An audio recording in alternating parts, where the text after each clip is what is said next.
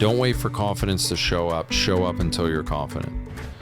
You know, because... How do you think people get confident? Well, I think it's by doing things you're really proud of, day in and day out, with repetition, and that trains the subconscious mind. When you get evidence, you know, Alex Hormozy again, you don't get confidence by screaming affirmations in the mirror. You gain confidence by building a stack of undeniable proof that you are who you say you are. Outwork your self-doubt. What it is, Brad Lee, back again with another episode of Dropping Bombs today in the studio. As always, I got a real treat for you. Kaylor Betts is in the house. What's cracking? What's up, man? I'm doing so good. I'm a little disappointed I didn't bring my Oilers jersey. Why's that? Well, because I think we're going to win this year. Oh. Yeah. Oh, because you're in thoughts on America. that? Huh? Because you're in America. Oh, yeah. I'm in Vegas. We need to beat you. Well, why would you bring an Oilers, or why would you bring a Houston jersey to... No, Edmonton Oilers. Oh, yeah, shit. Come on, Brad. I'm thinking Houston Oilers, and they ain't even a team anymore. They're not even a team. Oh, dude, if I I'm an Oilers fan. Dude, if I would have known, I forgot that you were a hockey dude, because I just gave my glass seats to that film guy. My you camera just gave guy. Your what? Oh, your glasses? My glass seats. Oh, glass seats. They're playing. Oh. They're playing tonight. I think Arizona. Okay. Golden Knights, the champs. Stanley Cup champs. Yeah, You've heard I know of them. The champs. Yeah, the you've champs, heard of them, haven't you? Yeah, I think they blew through Edmonton pretty good. Yeah, they did. Unexpectedly.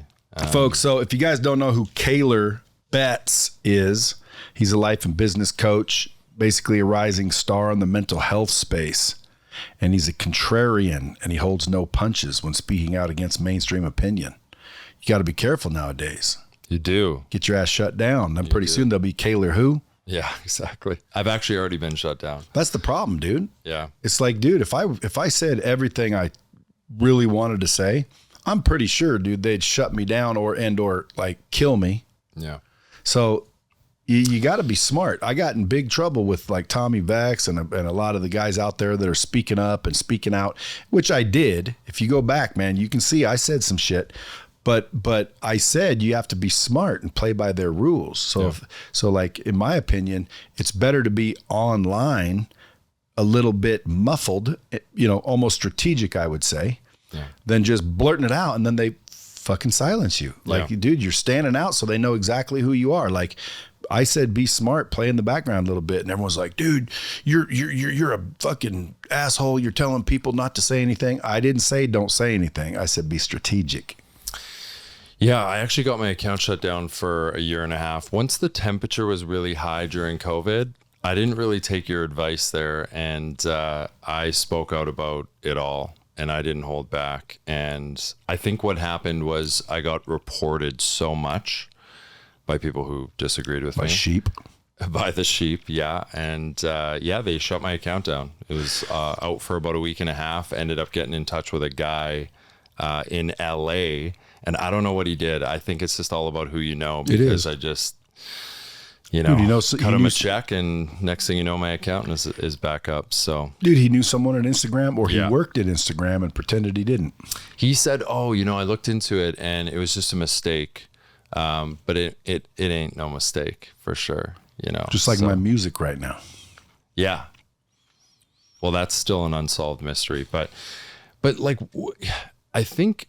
Like, are they really shutting down accounts at all? Like, I'm speaking specifically for Instagram. Are they shutting down any accounts right now for anything you speak out about? Because, they used to really shadow ban people, shut people's accounts down with the COVID stuff, with a lot of the... Believe it or not, I talked about the Barbie movie and how you're a dipshit if you're buying into that whole Barbie thing. Right.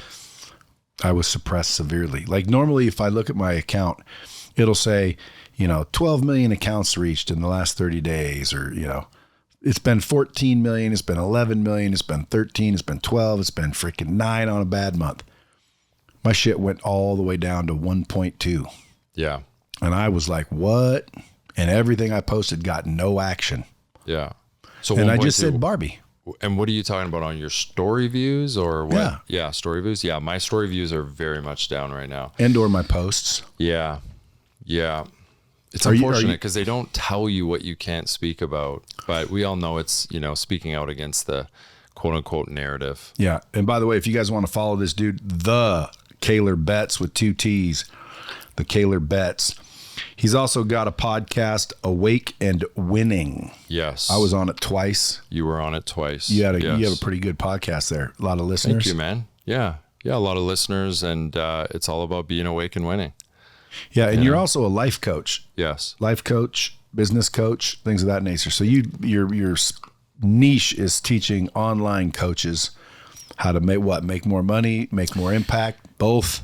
Yeah, so we teach awake people to win. And awake people, do you know what awake means? I'm curious if you know what that term is when I say awake. The opposite of woke? Yes, 100%. So, you know what's funny is when I first heard woke, I made a picture of me looking all cool and evil and mean and, just like this real badass looking shot. Yeah. And I put woke because I thought woke meant awake. I didn't know woke meant woke. I thought woke meant awake. Well, woke used to mean awake. So it actually stems from, I think, the 60s. In the Black civil rights movement, they actually came up with the same term, essentially saying they were woke, and it was basically anti-establishment.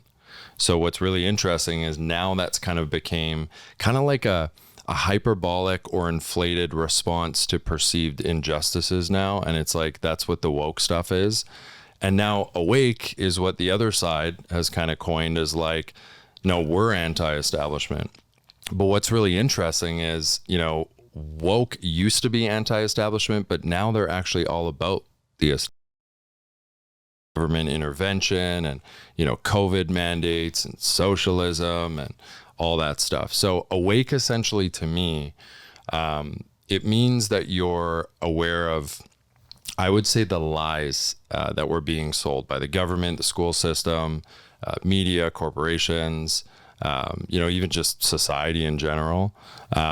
So we help awake people win because what I found was even awake people who are aware of the lies, I didn't find they were winning. Okay. So if you go into like the comment sections on Instagram on some of these posts from, let's say awake influencers or even on, my Instagram or your Instagram, they're just sitting there all day fighting with each other and they're in doom and gloom mentality, defeatist mentality. They're actually fear mongering. They're going down rabbit holes and they ain't happy. They ain't winning. They ain't creating a life. So essentially that's what we do is we help people who are awake win in life and business because damn, I think the awake community needs it. So we can obviously get into what I mean by winning, but that's essentially what we do. How big do you think the awake community is? That's a really good question. So I think that on both sides, if you look at the woke and the awake, I think that it's probably somewhere in the ballpark of 10 to 20%, but there's a lot of people in the middle and there's a lot of people on like each side, right? There's a lot of people who are slightly awake on one side, but they're just not fully there because they're maybe following along too much because they want to, be accepted and have a sense of belonging. And then there's people just on the other side who are like a little bit woke, but also kind of in the middle as well too. And, one of my other initiatives or one of our initiatives, because I have a team, is waking more people up. And I think that's what we have to thank social media about. We really trash social media a lot, but think about COVID and think about some of the stuff that we've been through in the last few years. I don't think a lot of people wake up if it wasn't for social media. Well, agreed ultimately, but I think people are waking up because of the ability to communicate, which is social media. Right. Because again, information is what's waking people up. Right. The media lies to people and really sways whatever, viewpoint to whatever narrative they're going for. What blows my mind is how a lot of people don't understand all of them are owned by the same people. Yes. So when you watch Fox News and you think, oh, they're conservative and, CNN's liberal and dude, they're all on the same damn side. Yeah. And what's crazy is they literally think, and I have to agree with them in some cases, that we're all idiots. Yeah. Yeah. They put out a story or a narrative to twist something and we're all fighting and arguing and Like nobody ever questions anything. Yeah. Yeah. They want both sides to be afraid. Like masks. Remember masks? Yes. Of course I remember. They're still here. I know, but how can a mask do anything if the freaking COVID particles are so damn small, they go right through them like a chain link fence. Like they don't do anything. But it's virtue signaling, right? So people who wear masks, I think inherently they know that they don't work, but it's a signal. Like I'm on team COVID, right? But what if you have to? I'm on team left. What if you have to? Yeah, like on the planes, you had to. So I had to get one that was called a fake mask. Yeah, which looked real, but you can breathe through it. Yeah, you totally breathe through it. I didn't mind that one at all, only because I could totally breathe. And I wouldn't have been such a stickler against the mandate and wear your mask, protect other people. Because sure, I want to protect other people. I was against the stupidity. Yeah, the stupidity and the fact that I couldn't fucking breathe right. Like I didn't like it. Yeah. Did you ever wear them? Yeah. Well, when I had to. But defiantly, I tried to, like, even if like a store mandated it or something, I would really try and do my best to not wear it. Or not go. Yeah. I left a lot of restaurants because they said, sir, you have to wear a mask. And I looked at them and I said, I got to wear a mask walking in when everybody sitting down isn't wearing a mask. Yeah. Yeah, that's what I mean. Sense. Like, come on, that's stupid. You got to go to the bathroom and you have to put it back on. That's the stupidity. Yeah. I don't like it. Yeah, and it's important that we learn as a society to say no when the government infringes on our rights and freedoms, because I think next is climate change. I think they're going to do a lot of mandates and, try and infringe and overstep on our rights and freedoms with climate change and just ultimately use it as as an excuse to abuse their power. So it's important that we stand up and say no. And if you look at COVID, there was so few people who had the balls to stand up and be like, no, I'm not doing that. And I think what's really interesting is I think we forget that as the people, we have the ultimate power, right? As a collective, yes. As a collective, yeah. So, the saying, polls create policies, right? So at the end of the day, these politicians just want to stay in office, right? So if the narrative shifts, and the public is actually showing in the polls that they're not for these COVID mandates and they're saying no, then the politicians are going to switch their narrative. I mean, that's just how it works. Unless there's a bigger agenda. There has to be. Yeah. It can't just be the polls anymore. Yeah. Well, that's everybody, the question. Everybody knows they're not running shit anyway. Yeah. Do you think they are? So,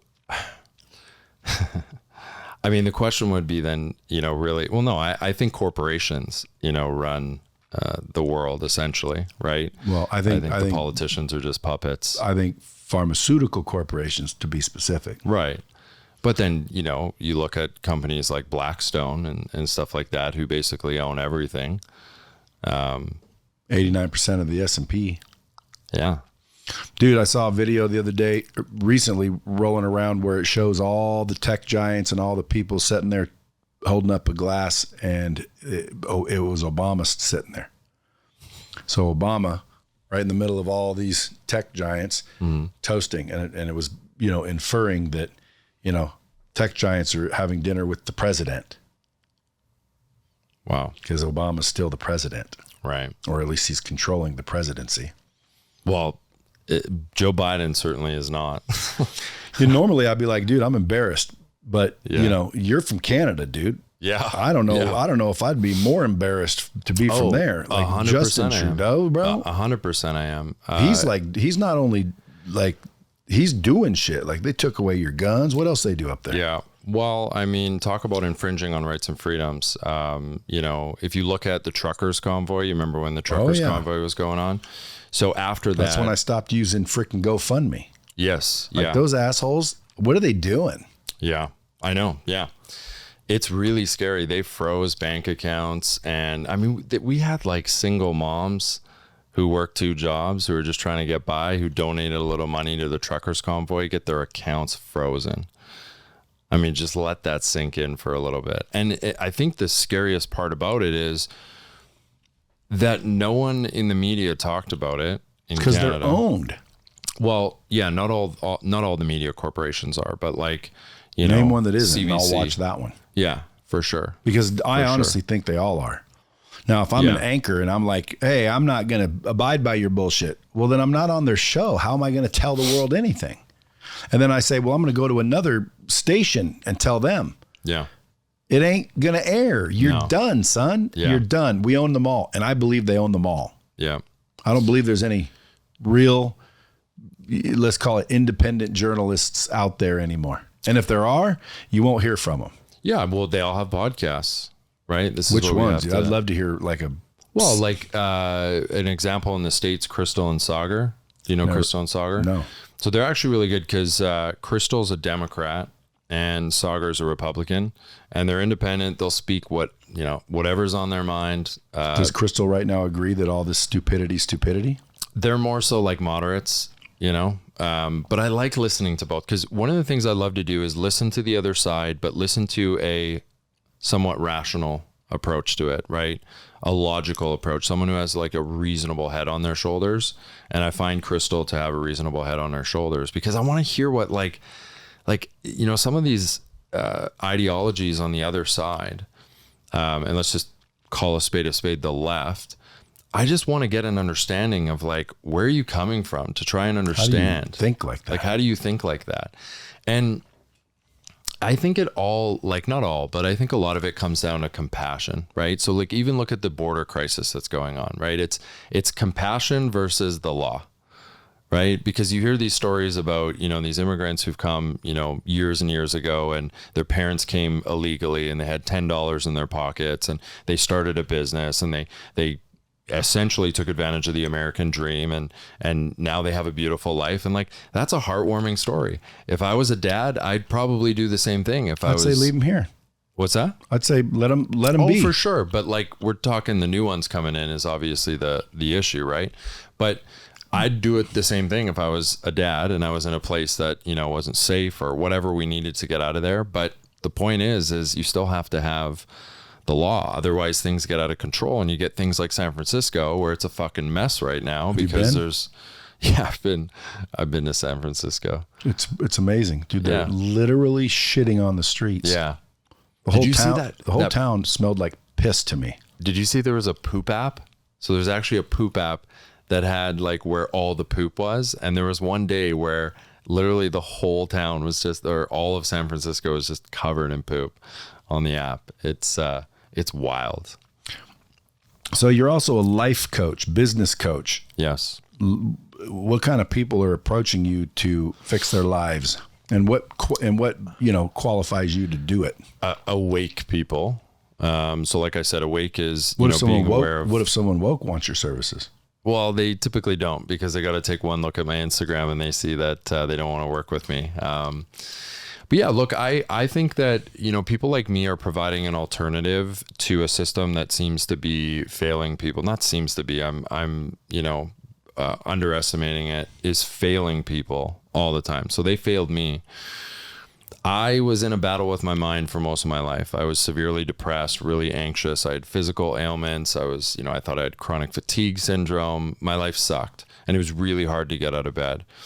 And I did what you're supposed to do. I went and saw the professionals, right? And can you guess what they had for me when I went and saw the professional? So a doctor, Ritalin, psychologist. Yeah, they prescribed me SSRIs, which are antidepressants. They prescribed me benzodiazepines, which are anti-anxieties, and they prescribed me basically 1/10 of cocaine, which is ADHD medication. What was that called? Vyvanse. Do you got any left over? No, I don't. Ritalin, Adderall, these are the, and they also told me to go to a psychologist, but it was just sitting on a chair and kind of talking for an hour about all my problems, and never really seemed to have an action plan for me. So, there I was in my 20s. I don't have a story like you, Brad. I don't have a story that's going to be in a movie. I wasn't a drug addict. I wasn't in jail. I didn't almost kill myself. In all aspects, I had a life that I should have been really happy, for the most part. And I mean, it wasn't perfect. And then, yeah, I did what you're supposed to do. And that's all they had for me. And I just remember thinking like, so wait, they haven't asked me one thing, the fundamentals of health and wellness. They haven't asked me about my circadian rhythm. They haven't asked me, let's get your biological markers tested and see if you have, micronutrient deficiencies. They didn't ask me one question about my diet, about my relationships, if I had a spiritual practice, nothing. And I thought, this just can't be right. And that's when I woke up. That's when I woke up to, we have a system that's failing people who are sick and is supposed to be there for them. And it's just this quick fix, and it all comes down to money. And I'm not saying that there's no place or time for any kind of pharmaceutical. But, they essentially had nothing for me that I think was a sustainable, healthy option. So what I did was I went down a relentless path of an alternative way of getting my life together. And you know what? I'll be honest. It was the low-hanging fruit. It wasn't anything crazy. It was, like I said, getting my circadian rhythm regulated. And it was sleeping better. It was eating better.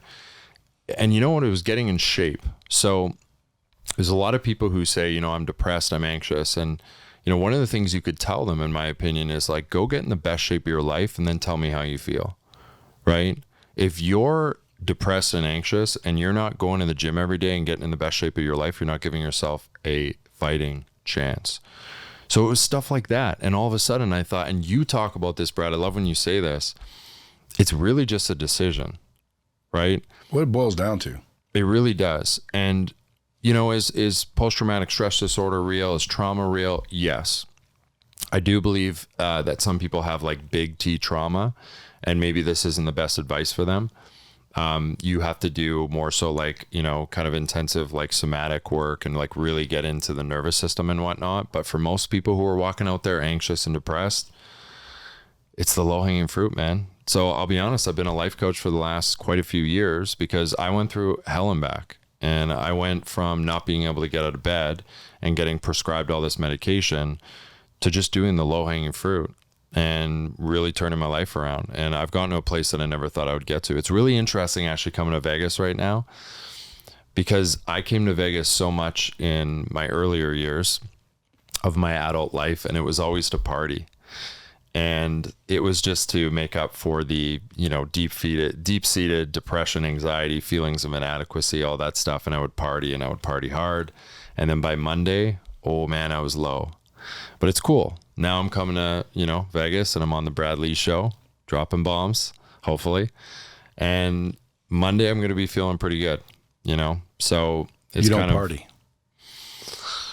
It depends on your definition of partying. You don't drink? No, I drink, but pretty scarcely. Yeah, if you drink to get hammered like I used to, you tend to wake up feeling like shit. Yes. If you can have a drink for social, one, maybe two, you tend to wake up just fine. Yeah, so the difference between my drinking now is so much more intentional. It's calculated. I even have a routine of like supplements around it. I only drink vodka soda because that's, the best for my body. There's one better than that. Tequila. That's right. Right. It's the only one that's actually not a depressant. Well, alcohol is a depressant, but the agave in tequila is a, I guess, upper, you could say. That's what they say. Yeah. Yeah. And I just, for some reason, I might be allergic to tequila. It makes me want to puke, even if I've only had 2 drinks. So, but yeah, to get back to the life coaching, I'm helping people. And I think why people resonate with my story is because I had all the reasons to be happy, but I still couldn't get out of bed. And you look at like, Robin Williams, Anthony Bourdain, some of these people who, seem to have it all, and they ended up killing themselves. I think there's a lot of people in society, Brad, who have all the external and conditional reasons to be happy, and they're not. And it's because they're fucking sucking on their cherry vape all day long. They're not making it to the gym. They're watching porn. They're, doing all the things, sitting in bed all day long. And, I'm definitely trying to change that. Now, on the business side of things, how are you showing coaches? There's probably some coaches listening. How do you show coaches how to make more dough? Yeah. So our thing is making income, making an impact from wherever the fuck you want. So, you know, the online coaching and consulting world is just very lucrative. You know, it's very low expenses. So your margins are incredibly high to start, at least until you have a team and, you know, really invest back into your business. But, you know, Brad, there's a lot of people out there who are unfulfilled. They have a corporate job and they're just like, you know, they're just surviving. You know, they're just putting one foot in front of the other. They're living for the weekends, living for their 2, maybe 3 weeks of vacation if they're lucky. And a lot of them have a specific problem that they can solve for people in society, a specific market. And they might be one weekend or you know, well, not that it only takes a weekend, but they can go get certified as a breathwork facilitator, meditation coach. They can, you know, become an expert on the subconscious mind. I studied the subconscious mind for many years, you know, and solve a specific problem for a specific market. Like, let's say anxiety, right? And they can work with people who are suffering from anxiety, who, again, the system is failing them because all they've really gotten from the system that are supposed to be the experts. And this is who I get criticized. Kaylor, you're not a doctor, right? Yeah, well, a doctor doesn't really understand much about anxiety, right? They understand how to take out a prescription pad and prescribe a drug. So, you know, what we've found is people who are unfulfilled in their corporate job or whatever, even a business that they built where they basically just built themselves a job, we can go to them and we can say, hey, you know what, you can replace your income and you can be a coach and you can make an income, making an impact from wherever the fuck you want. What we do is basically we facilitate our clients and we do fulfillment through a few different ways. There's coaching calls. You could do group calls. You could build a community like we have 3 different academies. So you could do group calls. And that's another big part of it is you create a community of other people. Let's stick with the anxiety thing. You create a community of other people who are suffering from anxiety. So now they're all together and that can be worth the investment in itself, because community and support is something that the Western clinical medical establishment doesn't provide either. There's calls, you know, one-on-one calls you can do, group calls you can do, and then you usually have a private group, and then you usually have an online training portal with a training system. Maybe you even used Lightspeed VT, right? Shout out to them. If you don't, you don't care. Exactly. You got to get your shit together. And here's the thing. Here's the big difference between coaching and therapy. Have you heard of 75 Hard? Yeah. My buddy started it. Yeah. So unbelievable. I almost want to say that might be the most successful, if I could label it, program of all time. One of the most successful programs of all time. I've seen it change so many people's lives, you know, and with all due respect to Andy Frisella, who I have a huge amount of respect for, it's really basic, right? It's like do 5 things a day for 75 days, right? 5 hard things though. 5 hard things and fundamental low-hanging fruit things that we've been talking about. And he did 1 podcast. So in therapy, you go to therapy and you talk for an hour, right? About your problems. And sometimes that just reiterates into your subconscious what's wrong and makes you identify with these things even more. And then your subconscious wants to go out and confirm them in the external world. So I sometimes think therapy is actually very counterproductive. But here's the thing. My program, some of these coaches' programs, they're like a glorified 75 Hard. So they're more individualized for like the client's needs, and they're more kind of a specific niche. So it could be for anxiety, right? Like do 5 things a day. Here are your dailies for anxiety. And here's a chart. It's a challenge. You got to show up. You got to do it. And you show up for yourself like you never have before. But that's the difference between therapy and coaching. Coaching gets you to actually do the work, because ideas are overrated. It's the implementation and execution that actually gets shit done. So if you have a coaching group and there's a group of people, first thing you do is get them working out, eating right. Yeah, we work on the fundamentals, right? Drinking water. Yeah, drinking water. We do an elimination protocol with people. So What's we work that? on elimination protocol is for nutrition. So it's basically removing all foods that could potentially be triggering for people, right? Like there's not a lot of people know this, but there's foods that like a good amount of the population are sensitive to, and they don't even know it, right? Could be tomatoes, because that's a nightshade vegetable. It could be nuts, could be eggs even. Doesn't mean that these foods are necessarily bad. It's just they're not good for some people. So when you eliminate all potential suspect foods, your body and your gut essentially start to heal. And then all of a sudden, a lot of people are like, fuck, my arthritis went away. You know, my eczema is clearing up. Or like, fuck, this is how I'm supposed to feel, right? So yeah, it's the fundamentals. Now, have you ever had people like, okay, I've been doing what you told me for 5 days, nothing's changed? No, honestly, no. One of the things I say a lot is we've never had anyone go through our program and not had a life-changing experience. And it's not because I have some sort of magic secret necessarily. I think we have really good stuff, and I have golden nuggets, and we help people get aha moments and whatnot. But Brad, like, I'm telling you, have you ever seen those memes on Instagram where it's like, I'm depressed and I don't know why starter kit? And it's like Doritos sitting on the couch, Pornhub, cherry vapes, you know, like, and there's a lot of truth to that. And I'm not trying to underestimate or undermine how complex or nuanced depression is, but it also can be really fucking simple. Mostly is. Because just like you talk about, it can even just be a choice. Well, technically it is. Mm-hmm. Again, I people want to debate that all the time, because when it boils down to the bottom line, it's a choice. Yeah. You know, it's not a choice that I'm depressed. And technically it is. And if someone were to try and debate me on that, I would say, let me ask you a question. Who gets to decide what you feel like? You. Well, then you're choosing to feel this way. Yeah. And then they fight it, which again, hey, listen, I may be wrong. I'm always open to being wrong. If it's your choice to accept, doom and gloom, well, I can't help it. Yes, you can help it. You have to choose. Like, I'm not going to feel this way.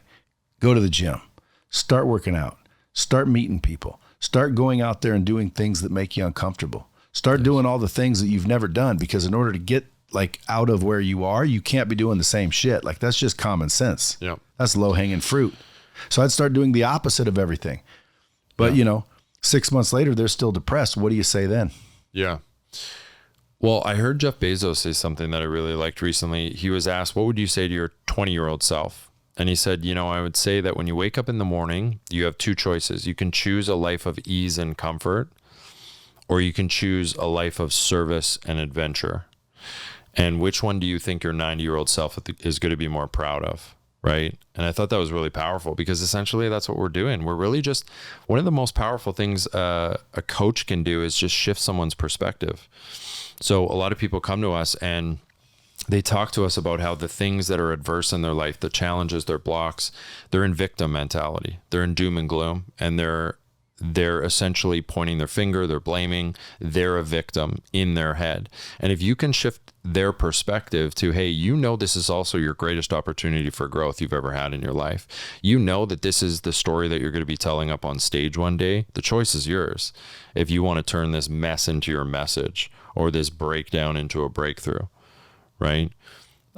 So just that little shift in perspective, I mean, that's what I thought in my darkest days. I was just like, you know what, one day I'm going to be fucking telling Instagram about this, or Bradley, and it's just that little shift in perspective that can just, and it didn't make me feel good right away, but it at least was the driver to make me go to the gym every morning and be like, you know what, I got two choices. See, again, choices. They're choices. Choose your hard. You ever heard that? It's like, it's going to be hard to stay in that unhealthy pattern that I'm in every single day. It's going to be fucking hard to keep being a degenerate, if we can be honest, because that's what I was. It's also really going to be hard to interrupt that pattern and start to get your life together. That's going to be really hard, but it's going to be a delayed, unbelievable return. You're not going to feel that return right away. You're going to feel it in the future, but it's going to be worth it, right? And Alex Hormozi talks about this. He talks about how you can be a dangerous man or woman if you have nothing to lose. If you're at rock bottom, you got nothing to lose. In some ways, and even Damon John, he has the book, The Power of Broke, right? Like, when you're broke, when you're at rock bottom, there's some power to that, because at the end of the day, you're stuck in this meat suit. You have one human experience. And as long as you decide to not kill yourself, what other choice do you have? Just show up. It's going to be hard either way. show up and play the game, or like I say, take off the jersey. Yeah. Quit pretending. One of my favorite quotes is, don't wait for confidence to show up until you're confident. Because how do you think people get confident? Well, I think it's by doing things you're really fucking proud of day in and day out with repetition. And that trains the subconscious mind. When you get evidence, Alex Hormozy again, you don't get confidence by screaming affirmations in the mirror. You gain confidence by building a stack of undeniable proof that you are who you say you are. Outwork your self-doubt. Yeah. He says things eloquently. My belief in when it comes to confidence is the memory of winning. So when people ask me about how do I walk around so confidently, people think, man, he's so confident, like obnoxiously confident. It's not that necessarily that I'm not like really that confident, even though I'm pretty confident. It's the lack of allodoxophobia. You ever heard that word? No. Oh, I've heard it, but I don't. Fear of other people's opinions. Okay, yeah. So it's a lack of that. Never really had much of that. But it's really the memory of winning. Like, dude, I purposely decide on what a win is because of my lack of allodoxophobia. I don't give a fuck what you think a win is. If I say I drink a sip of water, that's a win. You can't tell me, dude, that's the easiest shit on earth. Anyone can do that. Like, pick something harder. No, to me, this is a win. Yeah. So I just won, bro. I win all fucking day long. I win at everything I do. I'm a winner. I win constantly because I intentionally focus on little accomplishments that I consider a win. So all day long, I ate good for breakfast, let's say, even though I'm intermittent, so I'm not eating breakfast, but I ate good, win. I brushed my teeth, win. I worked out, win. Like, my whole morning's filled with wins. So now I'm walking around freaking my afternoon like, dude, I'm a rock star. Evidence. It's exactly what Alex is saying. He just says it more eloquently. Yes. Because I just think, well, what is it? Because I try to keep shit simple. What is it? Well, it's remembering all the wins makes you just a badass. So I say to people, rack up the wins. Fuck yeah. I echo that. I need to start coaching. Well, you can. I saw on your story you're starting a coaching. Well, I mean, it's a little coaching call, and I do it for content more than anything. It's like $300 a month, but I'm giving people mindset, skill set, habits. I'm bringing in experts. I was going to ask you to be on it actually. Yeah. And then you might get coaching clients from there, but I wouldn't say I'm not a coach, meaning I don't have curriculums and exercises and accountability. You could, I might, though. Again, I might hire you to show me how to do it all. Yeah, I would love to. Because I think I'd get a ton of people in line to do it. I get, there's some stigma behind the life coaching thing. Because I bet you if I wasn't a life coach, I would hear that and I would be like, you're a fucking life coach? What does it even mean? But Brad, you wouldn't believe how many people are crying themselves to sleep and just have no other options. And you want to know the real thing is, the ideas actually, and this isn't to undermine podcasts like this, because I have one as well too, but it's not the ideas that transform your life. It's not the education, because you could go into any bookstore and you could buy for $19.99 any fucking topic, any education you want to get from the best people in the world on that topic, right? And why don't people change their life after they buy a book or even go to a weekend intensive like a Tony Robbins thing? Because it's the fucking implementation and the execution. It's brushing your teeth every day. It's showing up, and the more you do the right things and you decide what the right things are, just like you had said, drinking water, intermittent fasting, going to the gym. It could be meditation for one person and not for the next. You decide what the right thing is. And the more you do it, the more you get evidence that you're winning. And that slowly but surely builds your self-concept to, I actually think high of myself because I'm getting fucking proof of it. And I do what I say. Do things you're proud of. Keep promises to yourself. That's a big one. It is. So who's kind of your Tony Robbins or mentor or, person that you follow there? So for business, it's Grant Cardone and Alex Hormozy.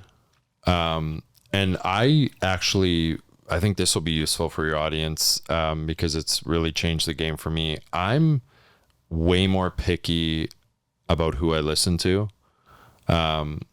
And it's not because I don't think like other people in the business world have anything to teach me. And certainly I would take a meeting with someone and if they have a successful business and they taught me some stuff, I would listen.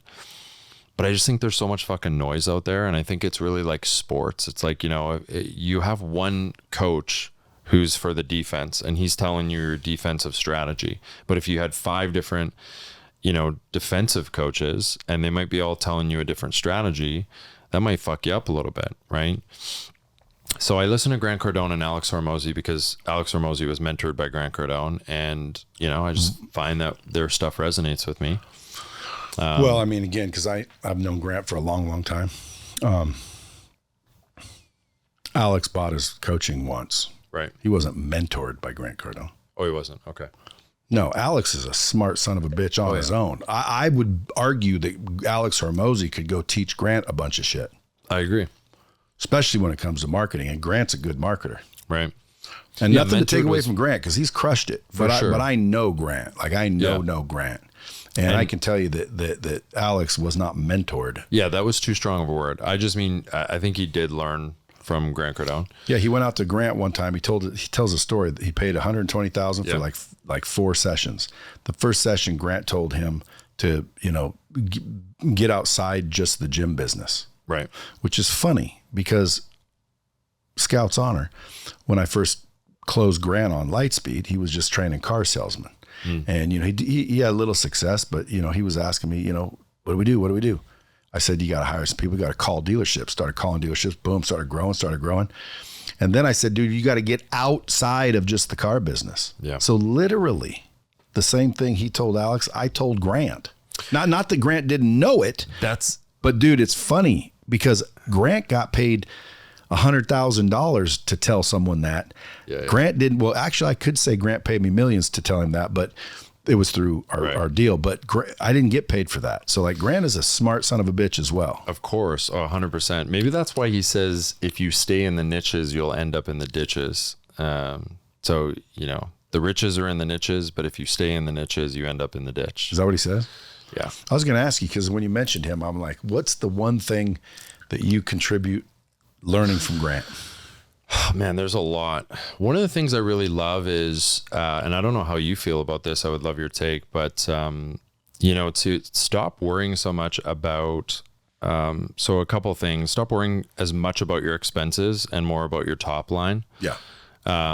Because your top line has, infinite potential and your expenses are, at some point going to cap essentially. And, I was being way too conservative in the beginning. And, I think what he really propelled me to do was go all in on all the money I'm making, just like go all in, invest in, obviously my business first, me first, right? The SME 500, as Alex Hormozy talks about, invest in me and my skills first, then invest in my business, then in assets. And, I was being too conservative in the beginning, worrying about my expenses too much and saving too much money.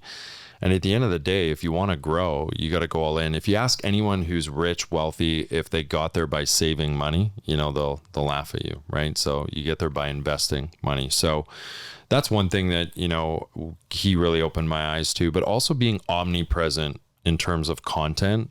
So being everywhere. Like he's, and you do a really good job of this as well too. Well, I was mentored by him. Yeah. Just fucking being everywhere. Right. So I invested in someone to just do our TikTok. I don't even log in, and we just started a little while ago, already at 20K, which I know is nothing to brag about on TikTok, but I haven't even fucking gone in there. Right. So getting on there, we're doing YouTube shorts now. We're getting on LinkedIn. But what have you been waiting on? Well, because he's been saying that for years. Well, yeah, but I mean, I haven't really hopped on the Grant Cardone train until more recently. I read his books back in the day, but it's only been a year that I've been following him. And being omnipresent, being everywhere, fucking everywhere. Well, I watched when Grant was just a car salesman trainer. Nobody knew who he was really, other than a couple car dealerships and car salesmen. Nobody really knew who he was. When social media came out, he started boom, boom, boom. He was always on it, always on it. Everyone that came out, he was on. One day we were driving in LA. He got cut from being on some Fox news show, or they called him and said, you're not doing it. He was pissed. He looked at me and he said, dude, I hate that shit. I said, what? He said, someone else controlling that shit. He goes, watch, I'm going to make myself a celebrity. Yeah. And I said, what do you mean? He goes, watch, Yeah. I'm going to make myself a celebrity. And he literally did exactly what he said he was going to do, which was through social media, just putting it out there. And I used to tell him, you're posting too much. People are going to unfollow you, bro. You're posting too much. Good. And one day I called him and said, dude, I'm going to have to unfollow you, dog. He said, go ahead. You ain't buying nothing. Yeah. Yeah. That's such a Grant line. And he was correct, man. That's what got him. That's what got him up there. One thing he really shifted my perspective on was just that volume negates imperfections when it comes to content, right? So like if you post enough, I mean, the algorithm will take care of your shitty posts. If you post something that's not that good, the Instagram just won't show it to many people. Same with TikTok, right? So yeah, post a lot.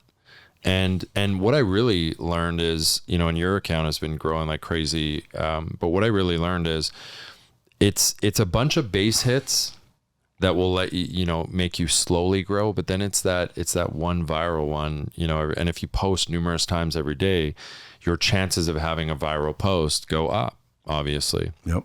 And also, as Alex Hormozi talks about, it's about the reps too, because then you get better at producing content. Like I would assume if you look at your earlier content back in the day, it's not as good as where you're at right now because you fucking practice so much, right? I think it's about the same. It is? Well, maybe I not, think so. but even quality wise. See, the thing is again, I was saying about this earlier on another podcast, which was I need to learn to take a compliment when I get one, because things like that, you know, you would think I'm much better now, and I probably am. I just don't think so. Why? Because I've never really tried. Right. Like when you say, well, you got a coaching thing. Yeah, but it's not really a coaching thing. I always downplay everything. And it really isn't. It's just a call where I'm giving them some information, and then I bring in other people, give them information, but there's no accountability. So it's probably not as impactful as an actual coaching group. And everybody that I know that does coaching, I know a couple of them that are doing, you know, $2 million a month. Yep. That's $24 million a year. Now, again, I make good money, but that's a freaking chunk of change that I'd like to get. Margins are probably high. Margins are huge. Yeah. But again, I've always thought, well, maybe I'll get into it. But I don't like saying I'm a coach because, like, what the fuck do I know? I don't have fucking $1 billion yet. I'm not there yet. But Brad, that goes back to how many people are crying themselves to sleep, and they think that the podcasts or, you know, the books are, or the weekend event are the thing that's going to change their life, and it's not. So what you're actually going to be really doing as a coach, if you want to be a successful one, is helping people actually go on a journey. Remember 75 Hard? I was just talking about it. Why is it so successful? Why does it change people's lives? Andy, what does Andy Frisella know, right? Like, but Andy doesn't go with you. He tells you, here, there's the information. But imagine if he did, he could charge money for it. That's why it's free, because he doesn't go with you. But if he did, if he was there for, you could reach out to him in a support group. You could pay extra to do a one-on-one call, or maybe you just did one group call with all the people that had 75 Hard or were doing 75 Hard a week, or 2 calls a week. Yeah. It's 4 hours of his time, 3 hours of his time, whatever. And he can charge a pretty penny for that. Well, he does one called Arate. Okay. Him and Ed go. Milet. You've heard of Ed Milet. Yeah, of course. Yeah. So there you go. Yeah, you know, Alex Hormozi, what's the one thing you've learned from him? Well, a lot of them cross over with the Grant Cardone stuff, but, you know, I would say from him, there's so many things. It's like picking a favorite child, but everyone has a favorite child. So I would say having an offer that is so good that people feel stupid saying no to. So he made me really look at my offer. And, you know, he talks about how also the best marketing is a satisfied customer. So client experience as well, too, like putting a lot of effort into just fucking jam packing it with so much value that, again, people feel silly saying no. And actually, one of the biggest things I learned from him was having a guarantee. And as a life coach, It's almost unheard of, because how can you actually guarantee someone changes their life? But we do that. So in 60 days or less, if you tell me I suck after 60 days, after you go through a program, you have to do it. But if you tell me we suck, I work with you for free one-on-one until you do have a life-changing experience. And that's been big. So the guarantee is, if I think you suck, I get you for free. Yeah, if you don't have a life-changing experience, you get me for free. But if I think you suck, why would I want you for free? No, it's not that I suck. It's more so our program, right? If you go through if it sucks, why would I want more for free? That's a beautiful guarantee, because you really don't have to pay nobody. No, because look, they're investing ultimately in me, if we're being honest, right? The people who invest in us is because they've listened to my podcast, they've listened to my social media, and they've already gained life-changing things and shifts in perspective and tools and stuff from my social media. So they want my one-on-one time. They're not really purchasing my one-on-one time. I have one-on-one options, but not everyone buys them because they're more expensive. So, or more of an investment, I should say. Because they're limited. Yeah, because they're limited, right? But my one-on-one time is scarce in the program. What they're mostly getting is the community, the support where they can ask questions. I have other coaches that do group calls every single week that are incredible. And then I do one group call a week. And then they have the training program that they actually go through. So if that doesn't work, which by the way, we've never had anyone tell me that it sucks and they didn't have a life-changing experience if they do it, then they get my one-on-one time for free, right?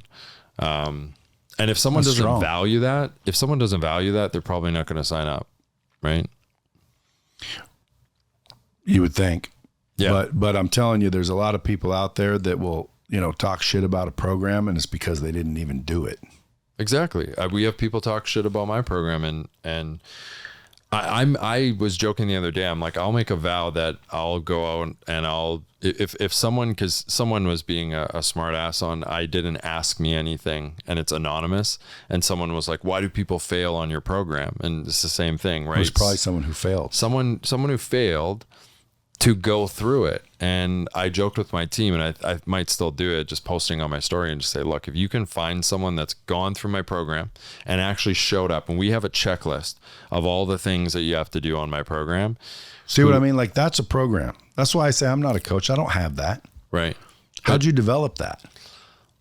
I mean, it's a lot of the same things that I did to turn my life around and change my life, right? See, that's what I got to do. I got to codify. I got to go back and retrace what did I do to get here? You need a system. So one of the things we teach our coaches is a system that you could explain to like a 13-year-old right now in a few sentences, and they would understand.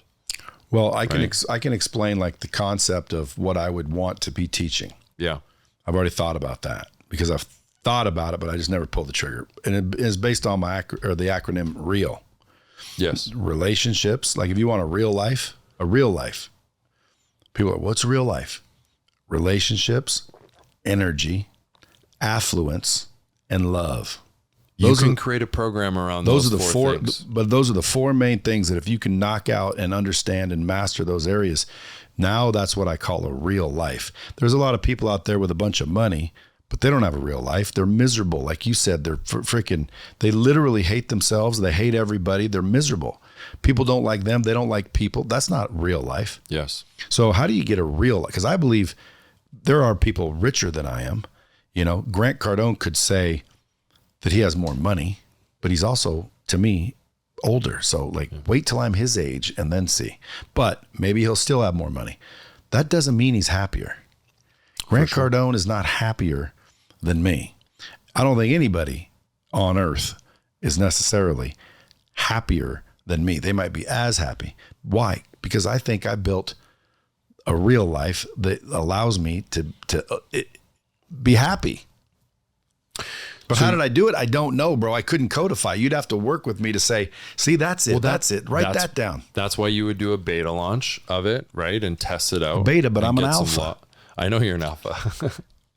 But you would do a beta launch for your program because you've never done it and you want to get some consumer insight and you want to see how it goes. And that's what we teach our coaches to do, is start with a beta launch. And but Kaylor, I'm looking for someone to help me build the program. Yeah.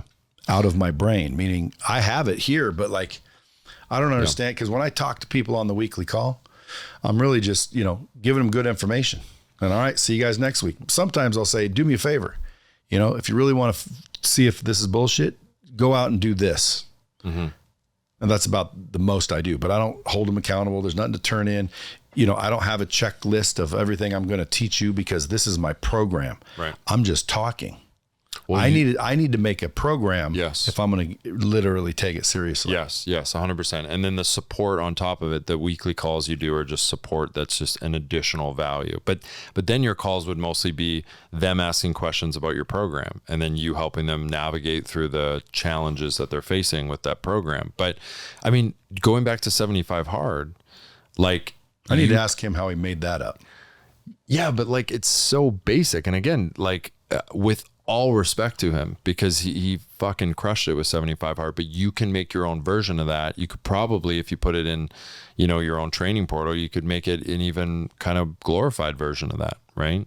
Well, I wouldn't do that because, I'd tell people go do 75 Hard. Well, but you'd be solving a different problem, I'm assuming. For me? Yeah. I'd teach people how to find a real life. Yeah. And 75 Hard, again, would be part of it. Yeah. If someone needed it, but everyone doesn't need 75 Hard. There's some people that I've met, they already understand that you can tame the bitch voice. To me, 75 Hard is to get you to understand technically you are in control and you can do what you want to do regardless of how you feel and regardless of all the shit. Yes. Because once you force yourself to do it and successfully complete 75 Hard, the biggest revelation to people is, fuck, dude. Yeah. I'm in charge. Well, no shit. So people will pay thousands and thousands of dollars for that result, right? Because I mean, this is how our economy works. Do you have to babysit a lot though? Because I mean, like sometimes what makes me apprehensive is I don't necessarily want to owe you a call, all these times. No. Like, what if I'm on vacation? Because, well, first off, if you've built a business, if you've built a coaching business where you have to babysit, you haven't built yourself a business, you built yourself a job. Well, there's a lot. Hey, and by the way, I've been forgetting these. That's a bomb for sure. There but you go. The coaches that are listening, you better pay attention to that one again, because a lot of these coaches, that's what they've done. Yes. They're slave to the time required that they've sold. Yeah. And yes, they're making great money, but they're constantly on phone calls. Yeah, they trade hours for dollars. That's not, to me, dude, that is not fucking real life. No. You don't want that. Yeah, one of the first things we teach is how to build a business where you're not trading hours for dollars. I mean, you have to show up because people are ultimately investing in you. So you got to show up sometimes, but you certainly don't need to babysit. And quite frankly, even further to that, if you are and have created a coaching program where the client needs to be babysat, you're giving them a crutch. You're actually making them be a victim again. You're making them feel like they're not in control. So what we do is we empower people and say, you don't fucking need me because I'm just going to give you a bunch of ideas. I'm not a therapist. Go out and get to work, essentially. Right. And when you have questions, we'll be there every week for group calls. We'll be there in the private group. How many people are in your group? We have a few hundred across all. So we've only been around, our groups have only been around for 2 years. And we have a few hundred, amongst all. I don't know the exact number, probably around 300. Is it all virtual online? Yeah. So you don't meet anywhere? We're just getting up to working on having our first in-person event. And I will get into the event space for sure. It's fun, dude. Doing oh yeah, 100%, man. I've been to lots. I've been into like 10X events and stuff, and it's special. Have you been to all of them? No. But they're great. They're great, man. So I'm looking forward to getting into that game as well too. It's funny seeing a new Cardone fan. Yeah, because he's kind of an OG at least in the online space. He's definitely an OG, but again, in my mind, I advise people, you got to find a coach that's doing what you want to do. Yes. So if you want to be in real estate, Grant's a great coach. Yes. If you want to be in philanthropy, I don't know if he'd be the right person. Probably. But if you want to get into marketing, Alex Hormozy, killer coach. But he writes books. Did you get his new book? Oh yeah, I've read it $100 5 Million times already. Leads. I've read it 5 times Dude, already. Again, man, anybody that's broke right now, go buy Alex's first book and second book. And if you're still broke, dude, you read them again. And that's what I would say. If you're not in the best shape of your life right now, with the information we have on the internet, with like learning about just the basics and fundamentals of dieting and working out, and then you also are complaining because you're living paycheck to paycheck or you're not making enough money, if that's where you're at, I'm not trying to shame you. I've been there, right? But at the end of the day, we live in a world where our fucking ancestors would have rolled over in their graves if they would have known, like our entrepreneurial ancestors, if they would have known what we have available to us for free, the reach we can get, the attention we can get, it's not to be taken for granted. Get out there and get to fucking work. But most people, it's going to take longer than you would think. Now, that's another apprehension I have to coaching, because like I talk to some people that are where you just described. Dude, that's not an overnight thing. Like if I told you, okay, start working out, start eating right. Let's assume you actually do it, because most of them won't, even if you tell them. And that's what I mean by babysitting, you know? But if they did, I would say it's a good 90 days away before they even freaking see much of a difference. Now, yeah, you can see it in 30 if you're measuring and all this, but like mentally, because that's why people give up. You know, they start working out, they do awesome for like 16 days in a row, and then they don't see any difference. They take off their shirt, they're still fat.